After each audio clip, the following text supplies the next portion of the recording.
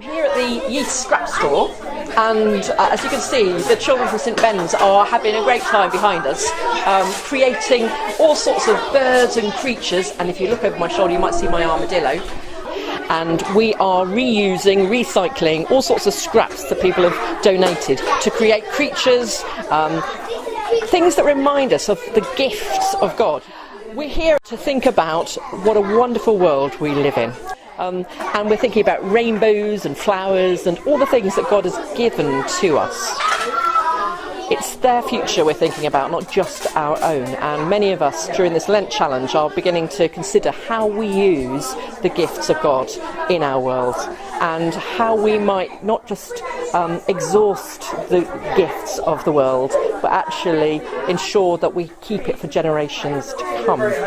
And so I think it's important that we demonstrate that to our children, we get them to think about it, but we ourselves need to be challenged too as to how we do that.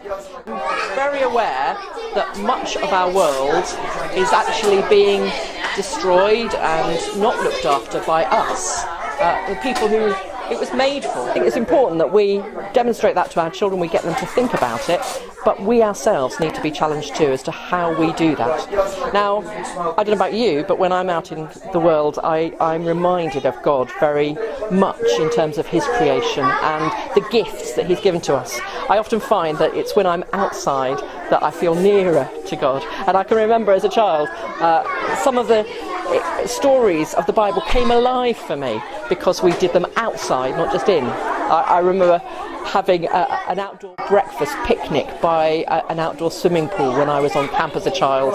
And I just think that sometimes perhaps we could be a little bit more adventurous and explorative in the way in which we use our world.